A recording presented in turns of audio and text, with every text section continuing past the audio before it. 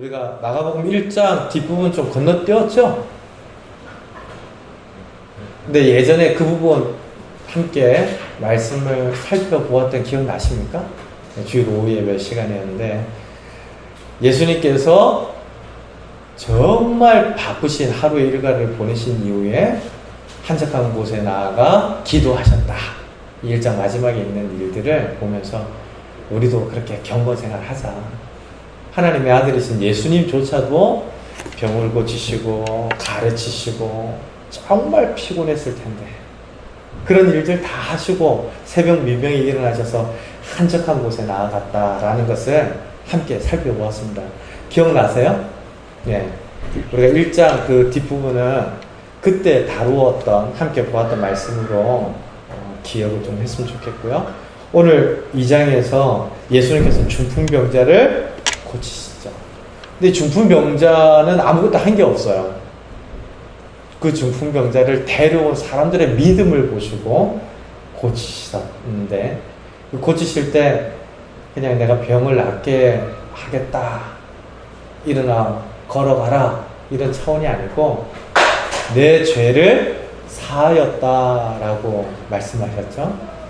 근데 병고침과 제사함이 그 당시에는 밀접한 관계가 있었습니다. 제가 좀 이따 설명을 해드릴 텐데 그와 같이 그들의 믿음을 보시고 하나님 그 예수님께서 엄청난 일들을 허락해 주셨죠. 근데 그런 예수님을 보고 또 판단하고 정죄하고 마음속으로 신성모독이다라고 하는 사람들이 있었는데요. 중풍병자를 메워온 사람과 그런 놀라운 이적을 행하시는 예수님을 보고 판단하는 사람, 뭔가 좀 다른가? 이들의 믿음이 어떻게 대조적인가? 이 부분들을 좀 말씀을 통해서 되짚어보고 우리의 믿음도 돌아보는 시간들이 되었으면 좋겠습니다. 자, 예수님께서 가버나움에 들어가셨을 때 집에 들어가셨어요. 1절 말씀에서 보는 것처럼 집에 계시다라는 소문이 들렸는데요. 어떤 소문이었을까? 어떤 생각이 드세요? 예수님에 관한 어떤 소문들이 있었을까요? 병을 고치신다. 또 놀라운 능력이 있으시다. 사람으로서는 도저히 할 수 없는 큰 일을 이루신다. 예수님과 관한 참 많은 소문들이 있었겠죠. 근데 마가복음 맥락 안에서는 그 앞에 있었던 사건 하나를 보십시오. 1장 40절 이후부터인데요. 맥락을 따라서 성경을 전체적으로 읽는 훈련이 성도에게 굉장히 중요합니다. 그러니까 우리의 믿음과 우리의 아는 바들을 조금 더 단단한 장성한 자가 먹는 단단한 식물이 이런 통으로 된 말씀 안에서 묵상을 하는 것인데요. 보세요. 소문이 나는데 그 앞에 어떤 사건이 있었냐면 나병 환자가 고침받는 사건이 나옵니다. 나병이 어떤 병이죠? 네, 요즘 말로는 한센병이라고도 하고 예전 병으로는 문둥병이라고도 그럽니다. 그래서 근데 문둥병과 한센병은 엄밀히 말해서는 조금 다르다고 그럽니다. 근데 구약에서 나오는 이 나병이라고 하는 건 썩어 문드러지는데 자각을 하지 못하는 신체에 괴사가 일어나는 거죠. 썩어 나가는 거예요. 근데 그것으로 인하여서 뭐 팔이 꺾이기도 하고 살점이 떨어져 나가는데 고통을 느끼지 못하는. 그러니까 결국에는 굉장히 상징적인 병이죠. 누구를 상징하는 것 같습니까? 네, 요나. 요나. 사실은 요나 다 걸리는 거예요. 영적으로 문둥병자들이었죠. 육체적인 나병의 문제가 아니라 로마서 3장을 보면 스스로 깨닫는 자도 없고 하나님을 찾는 자도 없다 라고 분명히 이야기를 하는데 그 말씀 안에 비추어진 우리 존재가 영적인 나병 환자예요. 근데 그런 나병 환자가 고침을 받았는데 엄청난 거죠. 그 당시에 의료기술로는 나병을 따로 고칠 수 있는 방법이 없었습니다. 그래서 그들을 격리시켰어요. 그 격리된 동굴, 이렇게 영화 속에서 보신 적 있습니까? 배너라는 영화를 보셨으면 아실 겁니다. 그 배너 안에 나병이 걸린 가족들이 격리된 공간이 나오는데요. 일단 나병이 걸리면 사람들한테 못 와요. 공개적인 장소에 나타날 수가 없습니다. 사람들이 돌을 들어서 죽여도 법적인 제재를 받지 않을 정도였다고 그래요. 그러니까 부정한 사람이 나타나서 다른 건강한 사람들을 부정하게 만들 수 있는 병이 나병이었는데, 그런 부정함을 가지고 예배를 드리려고 성전에 나온다. 말도 안 되는 거고요. 사람들, 가족들을 만나러 시장에 나왔다. 말도 안 되는 거예요. 그러니까 철저하게 단절되는 것이죠. 그런 나병을 예수님께서 고치셨으니 얼마나 큰 감격, 기쁨이 있었겠습니까? 그래서 우리가 읽지는 않았는데 1장 45절 한번 보십시오. 다시 한번 읽을까요? 시작. 그러나 그 사람이 나가서 이 일을 많이 전파하여 널리 퍼지게 하니, 그러므로 예수께서 다시는 드러나게 동네에 들어가지 못하시고 오직 바깥 한적한 곳에 계셨으나 사방에서 사람들이 그에게로 나오더라. 그런 큰 감격과 감사를 가진 사람은 입을 못 막죠. 감출 수가 없습니다. 사실 나병 환자를 고치시고 예수님께서 조용히 선지자에게 가서, 그리고 제사장에게 가서 네가 나은 것을 인하여서 하나님께 영광을 돌리라. 예, 제사를 드려라. 왜냐면 나병 때문에 한동안 그렇게 하나님 앞에 나아가려고 할 수가 없었으니까 다른 거 우선 하지 말고 제사 드리고 제사 앞에 나아가서 부정함이 씻겨졌다는 것을 기뻐하고 하나님 앞에 나아가라. 이 이야기를 해줬는데 참을 수 없어요. 벅찬 감격이 있습니다. 그래서 소문을 내고 사람들한테 이야기를 하고 스캔들이 되고 사방에서 예수님 앞에 모여오는 일들이 있었습니다. 지금 가버나움에 있는 한 집에 들어갔는데 그 집에 사람들이 모여든 것도 같은 이치이죠. 앞서 배 밑에 숨었던 요나를 하나님께서 끄집어내어서 사람들 앞에 자기의 신분과 정체성을 이야기하게 하셨다고 보았죠. 반드시 하나님 우리를 그렇게 사용하십니다. 잘한 거나 못한 거나 말씀을 하도록 하나님이 그렇게 우리를 사용하십니다.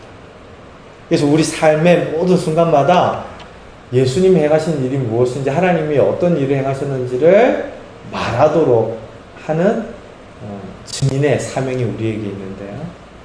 지금 나병 환자가 그런 감격과 기쁨을 가지고 파송도 하지 않았는데 파송받은 선교사처럼 막 이야기를 하는 거예요. 우리도 뭐 좋은 거 뽑으면 이야기 하잖아요. 우리 선생님가 지난주 예배를 다 마치고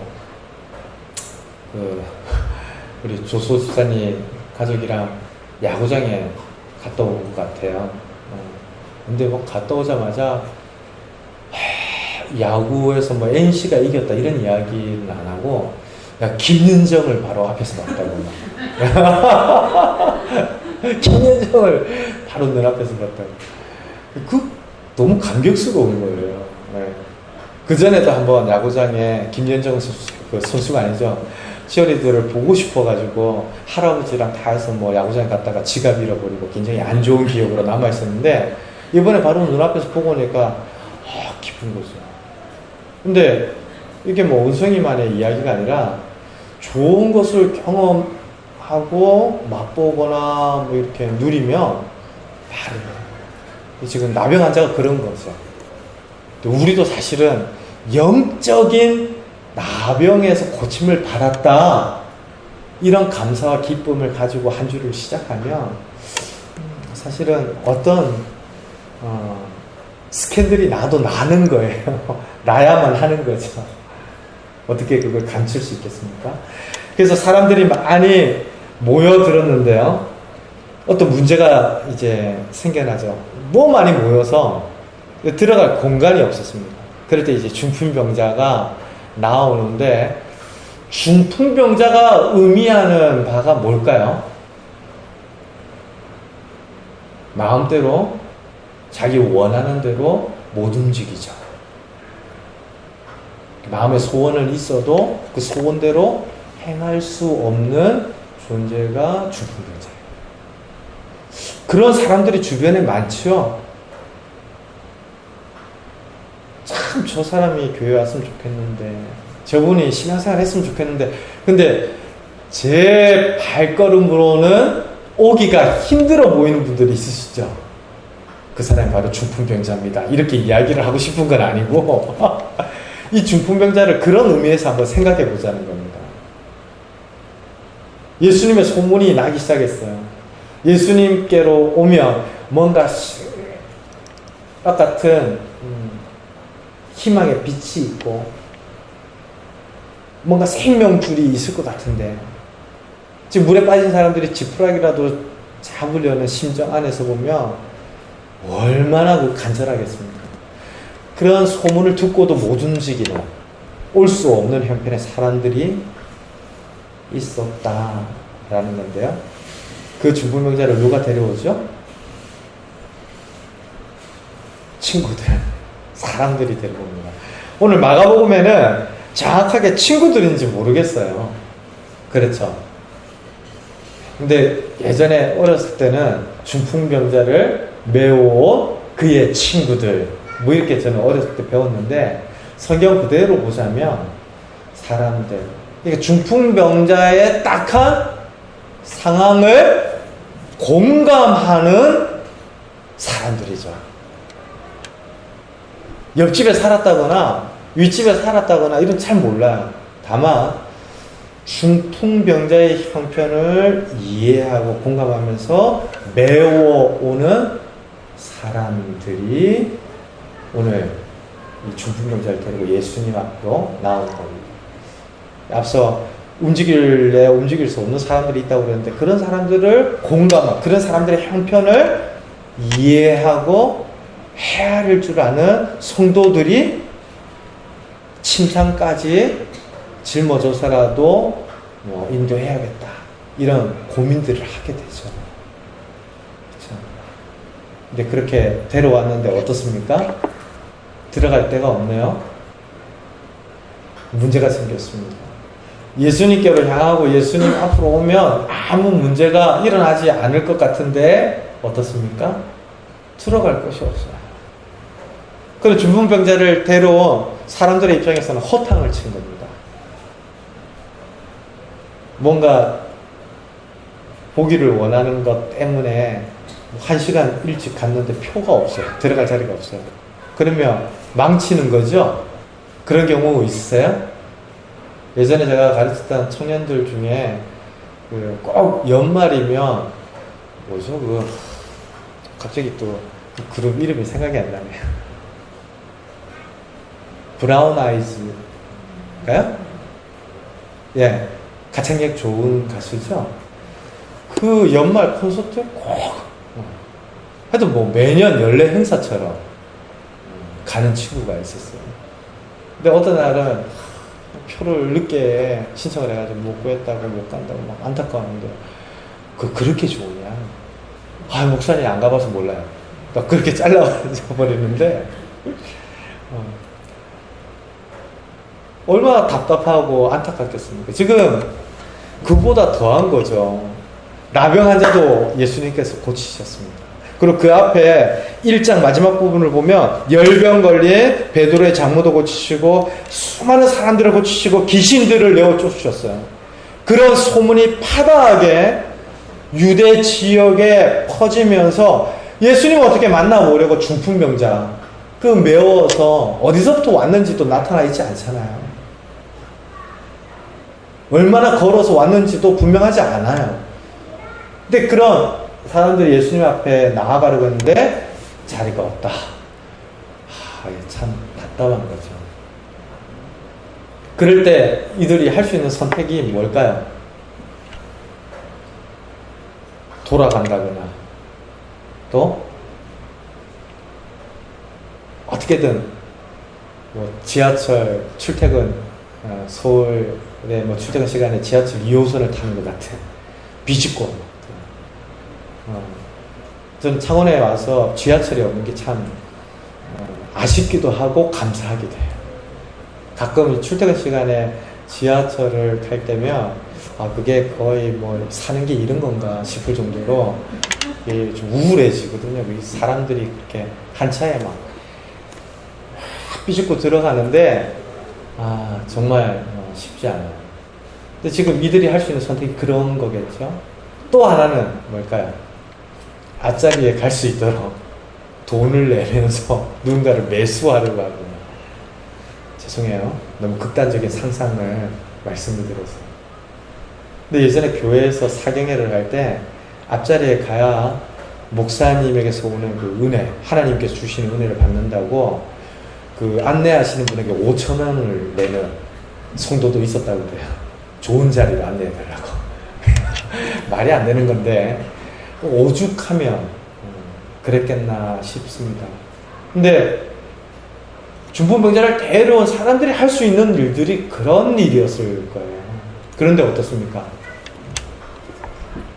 다른 어떤 것보다도 지붕 위로 올라가서 그 당시에 유대 지역의 집은 이 지붕이 뾰족하거나 뭐 둥글거나 이런 형태가 아니라 평평한 형태였습니다. 그리고 그 지붕만큼은 통풍도 잘 되고 시원하도록 뭐 여러 가지 이제 단단한 회벽이라든지 뭐 이런 형태로 마감을 한 게 아니고요.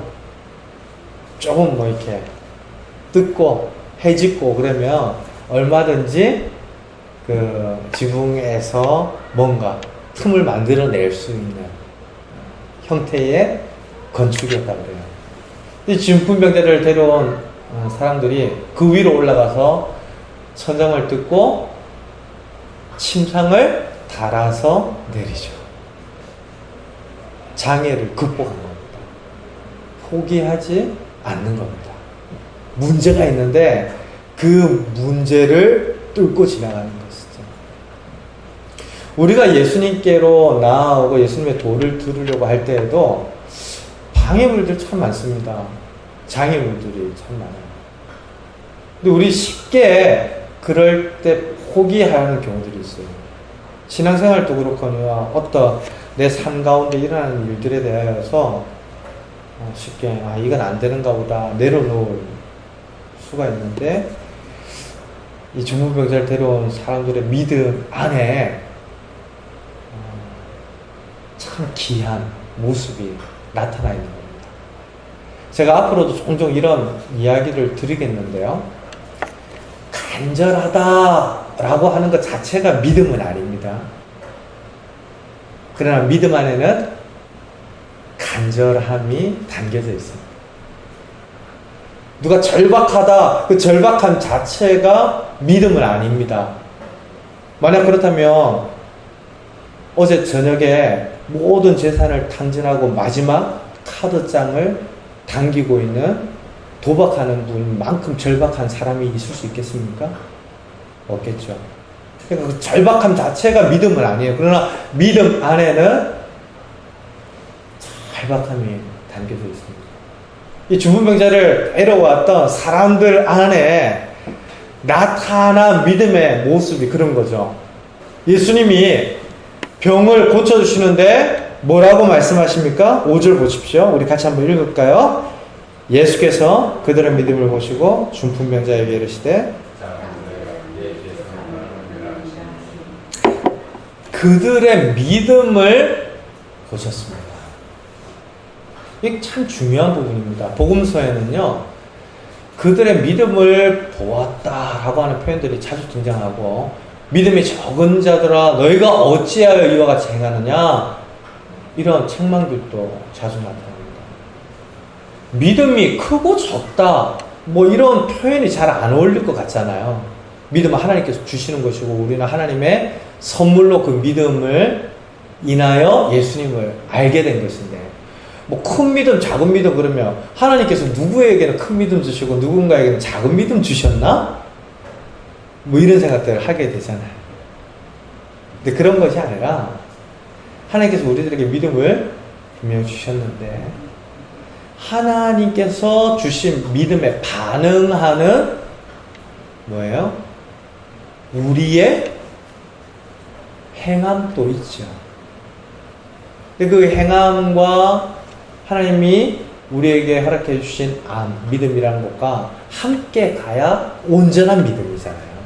야고보서에서 이야기하는 것이 그겁니다. 근데 지금 중풍병자를 짊어지고 온 그들의 믿음을 보았다. 그러니까 하나님이 주시는 은혜와 믿음도 중요한데, 우리의 행함으로 나타나는 믿음이라고 하는 것도 예수님께서는 자주 말씀하셨어요. 그러니까 반응하지 않는 사람들에게는 믿음이 적은 자야. 이렇게 장애가 있는데도 포기하지 않고 뚫고 들어오는 이들에게는 믿음이 크다라고 하시는데, 어떻습니까? 오늘 또 믿음을 보시고 중풍병자의 병을 보시죠. 자, 하나님을 믿는 것은 나 개인적인 신앙에서부터 시작을 합니다. 그렇죠? 누군가를 통해서 누군가에게 업혀서 신앙생활 하는 것 아닙니다. 그런데 종종 시작할 때 친구 따라 교회 갔다가 예수님 만난 사람들 들어보셨어요? 아버지한테 매 맞고 교회 갔다가 예수님을 인격적으로 만나서 구원받고. 그렇죠? 그런 일들을 보면 꼼짝달싹 할 수 없었던 중풍병자를 데려온 그 사람들의 믿음을 보시고 중풍병자를 고치시는, 은혜를 주시는 이 사건이 우리에게 좀 가슴 떨리는 소망과 약속이 됩니다. 우리 주변에 꼼짝 못하는 사람들 많습니다. 근데 그 사람들이 무엇을 했느냐를 근거로 예수님께서 말씀하시기보다 그 사람들을 데려오는 이들의 믿음을 보시고 긍휼히 여기시는 이와 같은 은혜와 이적들이 성경에 나타나 있다. 우리 주변을 돌아보면 믿지 않는 분들이 있습니다. 내가 하나님을 믿는다라고 하는 거 참 감사한 일이에요. 근데 내가 먼저 믿는 데에는 다 이유가 있습니다. 요즘 대한민국 전체적으로 하나님의 뜻이 트렌드잖아요. 예, 가십거리죠. 예. 제가 금요일날 말씀드렸나요? 골을 넣었는데 그것도 하나님의 뜻이라고 막 사람들이 이야기하고. 하나님 뜻, 하나님의 뜻이 무엇이다 라고 이야기하는 것이 참 조심스러운 부분이긴 하지만 하나님 뜻 자체가 없는 것 아닙니다. 있습니다. 내가 먼저 믿게 되는데도 뜻이 있습니다. 내가 먼저 신앙생활 하고 있는데도 분명한 뜻이 있습니다. 그걸 가만히 생각해 보면 그들의 믿음을 보시고 중풍병자를 고치셨다. 이게 참 큰 위로가 되죠. 그러니까 내가 신앙생활 열심히 하면 내 아들도 잘 되게 해줄 겁니다. 이런 차원이 아니고 누군가를 살리는 도구로 나를 하나님께서 사용하시겠다. 내 믿음이 그렇게 쓰여졌으면 좋겠다. 이런 소원들이 있는 것입니다. 자, 그런 순간에 예수님께서 중풍병자의 병을 말씀으로 고치시는데 어떻게 고치시죠? 내가 제 사함을 받았다라고 이야기합니다. 아니, 병을 고치시는데 제 사함이다라고 말씀하시는 이유가 무엇일까? 오늘 성경에서 분명한 표현으로 나타나 있는데 10절 보십시오. 같이 한번 읽을까요? 그러나 인자가 땅에서 죄를 사하는 권세가 있는 줄을 너희로 알게 하려 하노라. 예수님이 어떤 분이신지를 알게 하시기 위해서죠. 병을 고치는 분들은 의사들입니다. 약을 지어주시는 분들은 약사죠. 근데 의사 선생님이 아무리 훌륭하고 약사가 아무리 좋아도 죄를 살 수는 없습니다. 죄는 오직 하나님만이 사십니다. 근데 예수님께서 죄를 사셨다. 이건 곧 예수님이 누구시란 얘기입니까? 하나님이시라는 거죠. 마가복음 1장 1절에서 보았던 고급한 신앙의 정보가 다시 나타나고 있는 겁니다. 하나님의 아들 예수 그리스도의 복음의 시작이다 라고 했는데, 예수님께서 그분 자신에 대하여서 우리들에게 알려주시는데, 그 일을 위하여 중풍병자도 쓰시고 중풍병자를 데려온 그 사람들의 믿음을 사용하시고 병을 고치시는데 죄를 사하여 주시죠. 놀랍습니다. 근데 이 장면을 보고 기분 나빠하는 이들이 있었어요. 서기관들인데요. 마가복음 안에서 바리새인과 서기관들이 나왔다 그러면 좀 부정적인 겁니다. 다른 복음서에서는 바리새인 중에도 니고데모 같은 사람이 등장합니다. 요한복음에서는 니고데모는 굉장히 중요한 인물인데, 어둠 속에 있었던 사람이었다가 빛 대신 예수님께로 나아오는 사람, 이전과 이후가 달라진 사람으로 나타나요. 서기관 중에서도, 율법 교사 중에서도 예수님을 따라서 제자가 된 사람들이 있어요. 그런데 마가복음 안에서는 굉장히 부정적입니다. 그도 그럴 것이, 예수님께서 오셔서 놀라운 일들을 보여주시고 많이 가르치셨는데 끝까지 예수님을 판단하고 받아들이지 않는 사람들이 바리새인과 서기관들이었기 때문인데요. 보십시오. 사랑하는 성도 여러분, 중요한 부분입니다. 내가 아예 하나님께 배우겠다라고 하는 사람들은 하나님의 말씀을 잘 받아들입니다. 내가 못났고 어리숙하고 죄인이어서 하나님의 말씀이 정말 탁월하고 내게 가장 선한 하나님의 뜻이다 인정하는 사람들은 그 말씀에 대한 목마름이 있습니다. 그 듣고 알아가는 일을 기뻐해요. 근데 나름대로 판단하고 생각을 가지고 있는 사람들은 어떻게든 예수님의 대적자가 되었어요. 오늘 우리가 요나서 말씀 묵상한데도 그렇잖아요. 요나가 자기 생각이 있었습니다. 하나님, 왜 니느웨와 같은 사람들을 용서하려고 하십니까? 나름대로 판단하는 거죠. 자기 기준을 따라서 이해할 수 없으니까 하나님의 말씀을 따르지 않는데요. 우리가 이런 말씀을 통해서 진짜 생각해봐요. 고민해야 돼요. 내 편견들이 뭘까? 내 고집이 뭘까?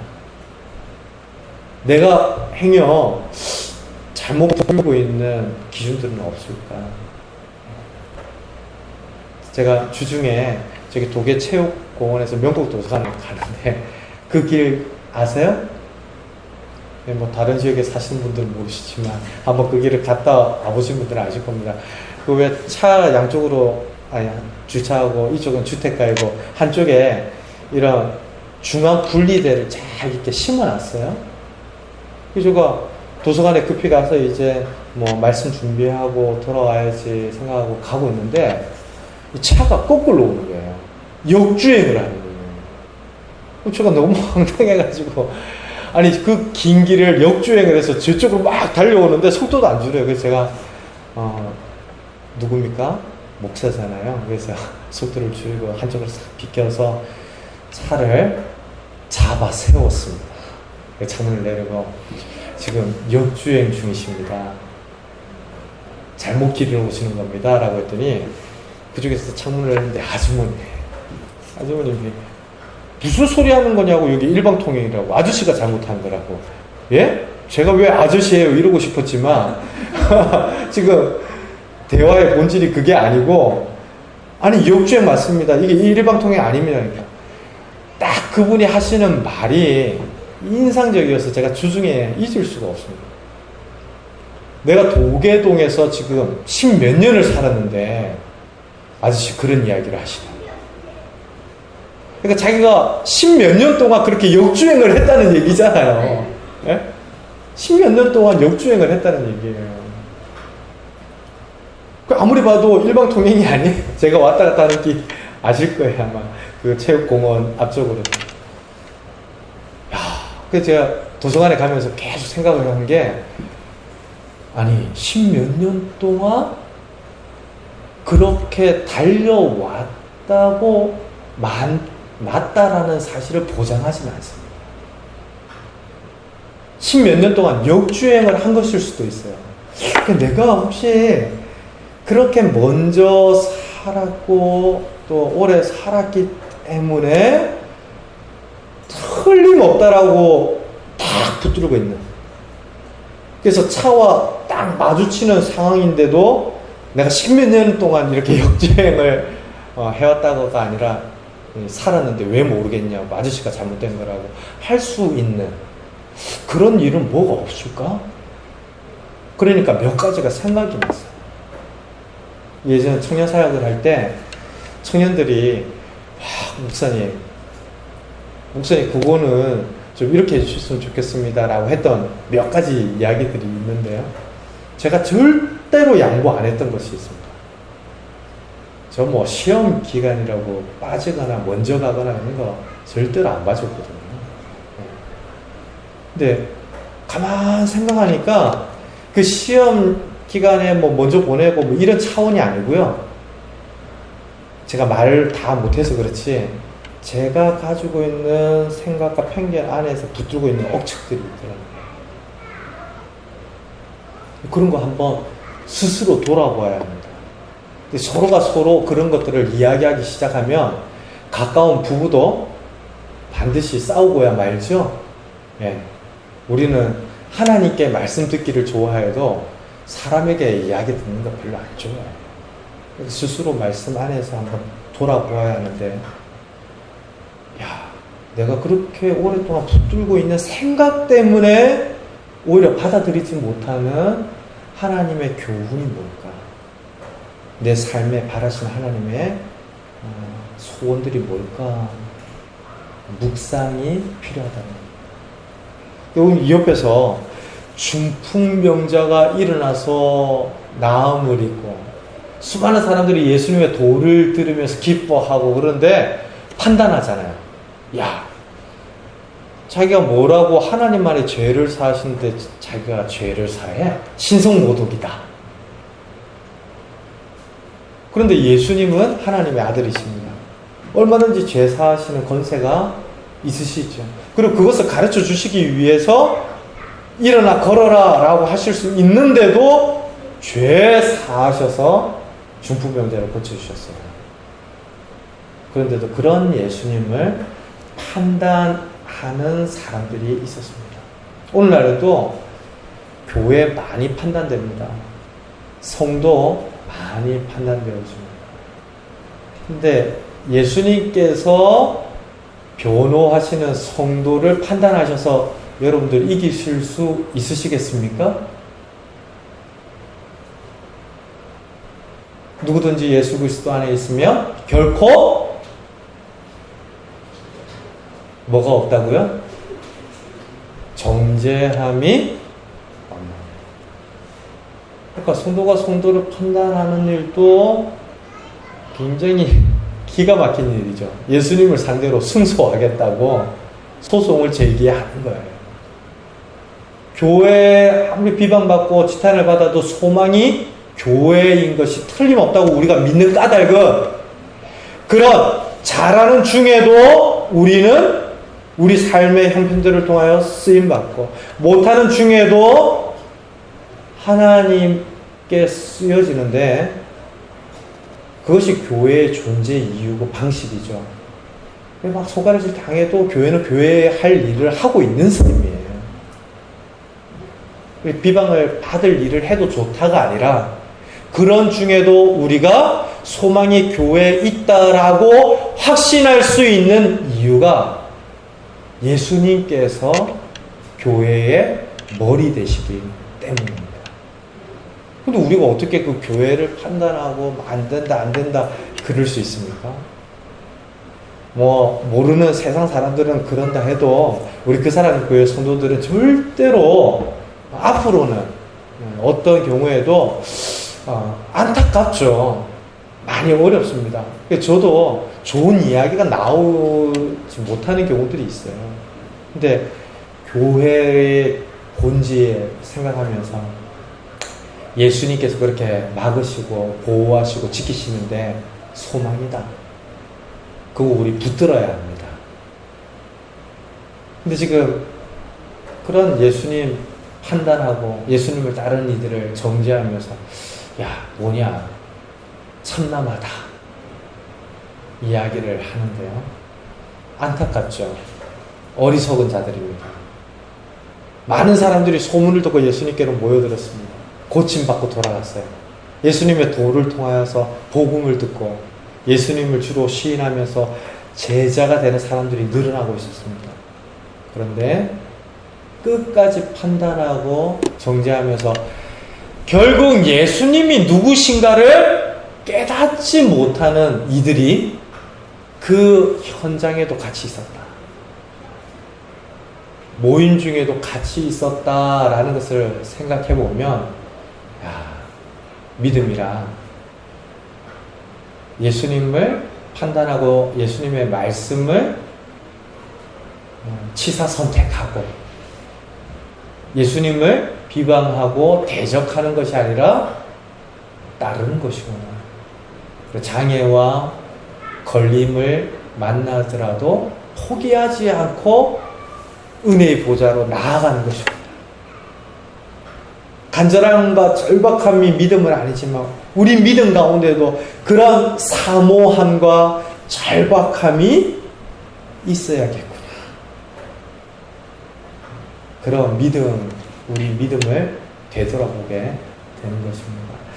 사랑하는 성도 여러분, 많은 사람들이 설교를 들을 때 가지는 반응들이 그렇다고 해요. 이 설교는 누가 들어야 되는데, 모 집사님이 들어야 하는데, 이런 생각들. 이 설교는 누구 들으라고 하는 소리야, 이런 판단들. 근데 절대로 오해하지 마시길 바랍니다. 요 나에게 주신 말씀. 그리고 그 말씀을 들으면서 한 85%는 금방 잊어버린다고 그래요. 우리도 쉽게 잊죠. 그런데 그 말씀을 곰곰이 생각해 보면 내가 누군가를 향하였거든, 세상을 향하였거든, 교회를 향하였거든, 말씀을 향하였거든, 내가 판단하는 존재가 아니라 말씀에 의하여서 판단되어지는 존재이구나.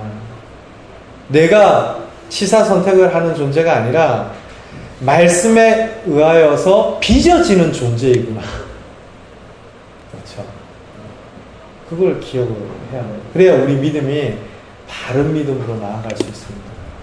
교회 오랜 시간을 통하여서 신앙생활을 했다고 그러는데 정말 순종 한번 하지 않는 그런 분들 만난 적이 있어요. 아무리 부탁을 해도 안 듣는 거예요. 도망쳐버려요. 전화도 안 받는 거예요. 근데 어떤 분은 정말 어려운 중에 집사님, 제가 생각 참 많이 했는데 이 일을 집사님 많이 해주실 수 있으실 것 같아요. 집사님이 섬겨주시면 너무 귀할 것 같습니다. 목사님께서 그렇게 말씀하시니까 제가 순종하겠습니다. 근데 그런 분들 참 만나면 이게 제 마음이 시원해지는 것이 아니라 많은 분들이 기뻐하시는 것을 보았어요. 지금 판단하고 못 받아들이고 오히려 예수님을 배척하는 이런 어리석은 사람들이 있다면 참 안타까운 거죠. 오히려 말씀하실 때 그들의 믿음을 보시고 은혜 주실 때 그것이 나에게 허락되어지게 해주십시오. 나에게 이루어지게 해주십시오. 나에게도 중풍병자를 일으키시는 그런 은혜를 주십시오. 그리고 어떤 장애가 있든지 뚫고 나아가는 그런 믿음의 간절한 마음과 소원들을 허락해 주십시오. 그것이 하나님께서 우리들에게 바라시는 참된 믿음인 줄로 믿습니다. 말하기는 이번 한 주 동안 이 말씀 이게 질문 형식으로 되어 있어서 쭉 펼치시고 한번 쭉 읽으시면 다 생각나실 거예요. 그래서 쭉 한번 답도 달아보고 한 번 더 복습하시면서 우리 믿음이 더욱더 주님 기뻐하시는 믿음이 되었으면 좋겠습니다. 앞으로 언젠가 주일 오후 예배 시간을 조금 조정을 하려고 그래요. 저는 하루에 합당한 예배가 한 번이었으면 하는 목사입니다. 그래서 언젠가 주일날 선포되어지는 말씀으로 이렇게 목장, 구역 나눔지를 만들고 그것들을 가지고 목자들은 식사 후에 모여서 구역 예배를 어떻게 인도할지를 좀 공부하고 돌아가고 그 성도들과 일주일에 한 번씩 따로 모여서 성경 공부를 함께 할 수 있도록 시스템을 만들어 갈 거예요. 우리 다 해보셨잖아요. 구역이고 목장이죠. 그래서 그럴 때 내가 어떻게든 하나님께 쓰임받기를 원하는 그런 소원들을 가지고 말씀들, 주일 오후 예배에 주신 말씀들 주중에 한번 개인적으로 묵상하고 더 풍성한 은혜 누리는 저와 여러분들 되시기를 바랍니다. 우리 같이 한번 기도할까요?